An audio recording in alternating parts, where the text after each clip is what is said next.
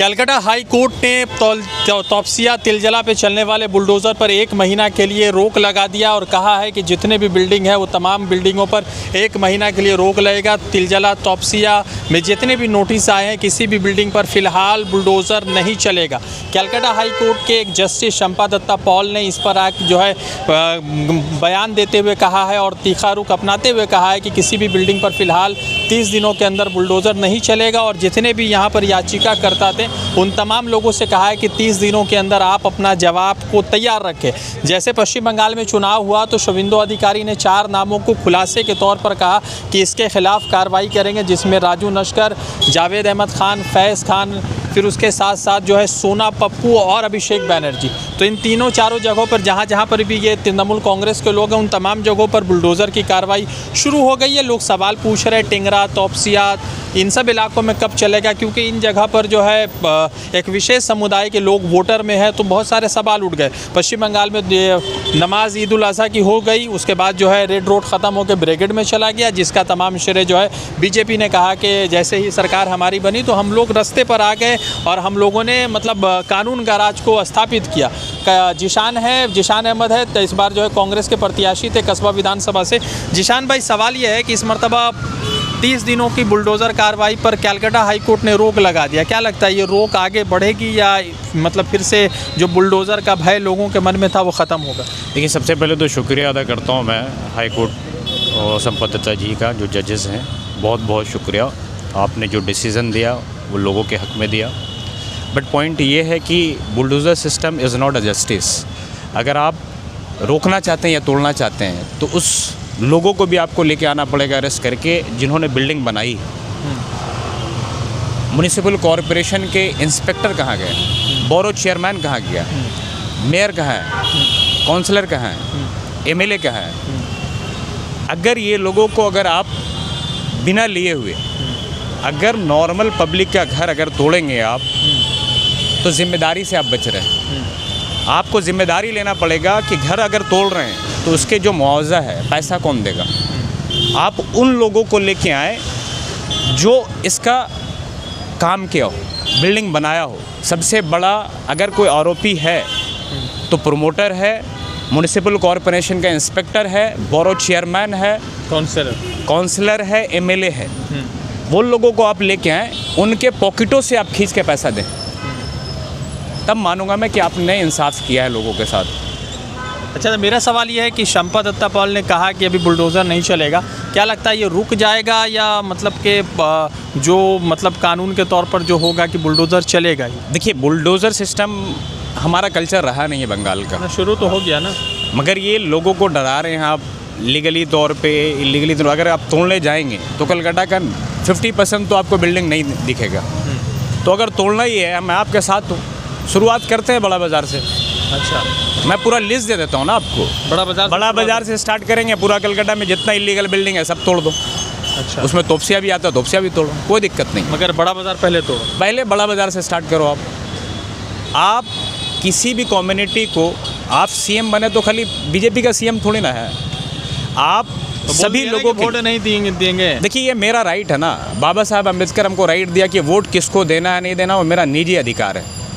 मगर जो टैक्स के पैसा से आप मुख्यमंत्री के चेयर गाड़ियाँ यूज़ कर रहे हैं, उसमें उन समुदाय का भी पैसा है जिसका आप घर तोड़ने के लिए जा रहे हैं। मैं शुभेंदु जी से वही बोलना चाहता हूँ, वही पूछना चाहता हूँ। अग्निमित्रा पॉल जी से मैं रिक्वेस्ट कर रहा हूँ कि अगर आपको तोड़ना है, बुलडोज़र चलाना है, उन लोगों के ऊपर चलाएं जिन लोगों ने जुल्म किया हो लोगों के ऊपर। प्रोमोटर ने घर बनाया है, पैसे खाया है ना, थाना पैसा खाया कि नहीं खाया, काउंसलर पैसा लिया कि नहीं स्क्वायर फीट में, बोरो चेयरमैन लिया कि नहीं लिया, म्युनिसिपल इंस्पेक्टर कहाँ गया। अगर कोई 30 साल में जो दायित्व था उसका पूरा एक लिस्ट निकाल के हम दे देते, आपसे नहीं निकल रहा तो कौन कौन क्या था। तो ये शुभेंदु अधिकारी तो राहुल गांधी को बहुत बुरा भला बोले हैं अभी लास्ट में, बहुत गंदी बातें उनके मुतल्लिक अभी 4-5 महीना पहले उन्होंने कहा था। देखिए, 2 चीज़ें हैं, उनको अपना याद करना होगा। 1995 में पहला बार अगर कोई जिला परिषद बनाया था तो वो कांग्रेस पार्टी ही था। आपका करियर, आपके ख़ानदान का करियर कांग्रेस पार्टी ने बनाया। आज आप चले गए हैं, आपको वहाँ पे जगह नहीं मिल रहा है, तो आप ऑल फॉल बक के आप अपना चीफ मिनिस्टर बना लिए। अब चीफ मिनिस्टर तो बन गए ना, अब आप आइए अपने जगह पे, हाँ। अब काम कीजिए, जो वादा किया वो कीजिए। कांग्रेस पार्टी आपका पीछा नहीं छोड़ने जा रही है। राहुल गांधी, एक बात तय हो गया ना कि एक तरफ मोदी जी लड़ रहे हैं, दूसरी तरफ राहुल गांधी। ममता बनर्जी से कहा अलायंस कीजिए, ममता बनर्जी ने नहीं किया। आप ममता जी को भी आप राहुल गांधी की बड़ी याद सता रही है। देखिए, दो चीज़ें हैं, इन्होंने जो कुकर्म किया था उनका भुगतान भरा है। अरविंद केजरीवाल जी को उठा के देख लो, ममता जी को उठा के देख लो, आप नीतीश कुमार को उठा के देख लो, बचा है क्या कोई? नहीं। आपके पास एक बड़ी पार्टी है जो नेशनल पार्टी है, उससे अगर कोई बीजेपी से लड़ रहा है तो वो बंदा राहुल गांधी है ना, उसको कोई डर नहीं है। कितना ईडी 36 केस उसके हम लोग हैं ना, मेरे ऊपर कितने केसेस मारा, डर गए क्या हम?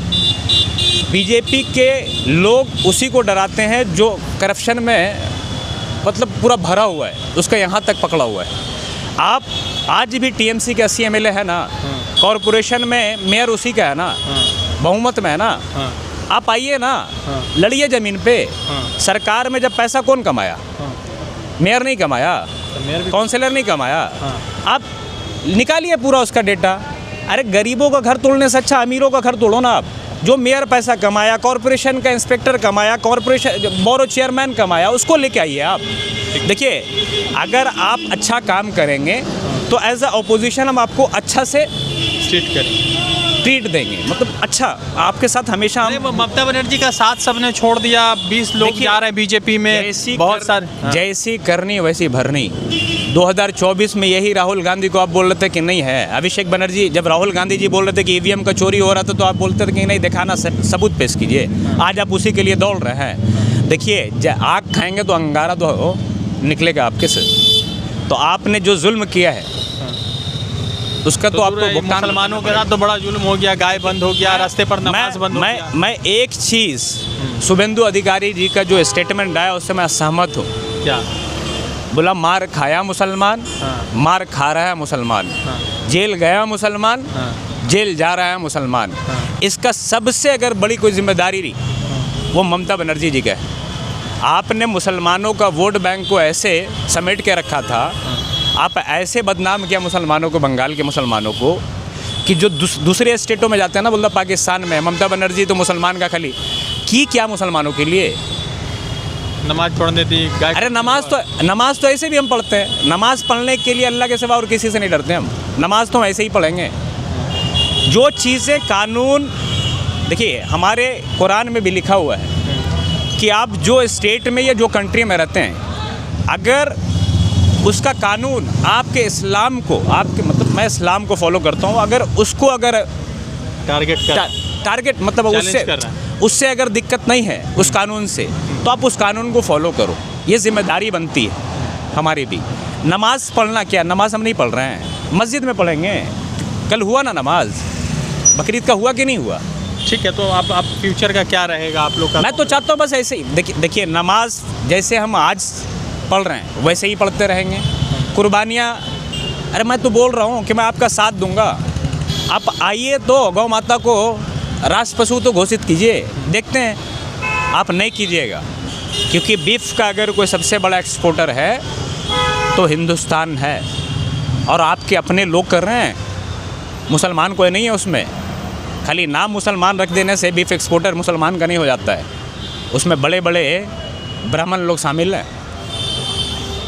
तो ये सब बात बोल के आप लोगों को गुमराह कर सकते हैं। तो जनता को क्या मैसेज है कि वो क्या पेपर वेपर देखे? देखिए, मैं सभी जनता से गुजारिश करता हूँ कि आपके पास जो भी पेपर है आप अपना निकाल के रखें। अगर ज़रूरत पड़े तो सबमिट करेंगे हम लोगों के पास।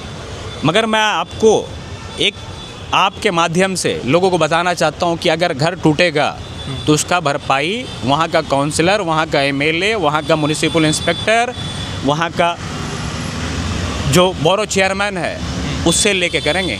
रोड से, सड़क से उसका घर तक घेरेंगे, मगर छोड़ेंगे नहीं उन लोगों को। गरीब जो एक घर लिया है ना, उससे पूछिए कि कितने सालों में पैसा कमा के वो घर लिया है। आपने झूठ बोल के, इल्लीगल बिल्डिंग बना के आपने उसको घर बेच दिया। किस बेसिस पे बेचा? ज़मीन के आपका अपना था, पीडब्ल्यूडी के ज़मीन पे आप बनवा दिए। आपको पहले नहीं सूझ रहा था कि ये ज़मीन अपना नहीं है, ये सरकारी है? देखिए, गरीब को बेवकूफ़ बना के इन लोगों ने बेचा है। उसका भुगतान खाली गरीब नहीं भरेगा, वो मासूम है। अगर आपको घर तोड़ना है, मैं लिस्ट देता हूँ, आप चलिए ना, तोड़ते हैं, हम भी खड़े रहेंगे वहाँ पे। जो पैसा कमाया है उसको पैसा गरीब का वापस करना पड़ेगा। पश्चिम बंगाल में बुलडोज़र की कार्रवाई के बाद लगातार जो है सवाल उठ रहे थे, मगर अभी कलकत्ता हाई कोर्ट की तरफ से जो बयान सामने आया, उस बयान के बाद बहुत सारी चीज़ें क्लियर हो गई। 30 दिनों का होल्ड हो गया। अब देखना यह है कि 30 दिनों में याचिकाकर्ता क्या कुछ जवाब देते हैं और क्या कुछ जवाब सामने आता है। रज़ा अंसारी की रिपोर्ट, द इंडियन खबर के लिए।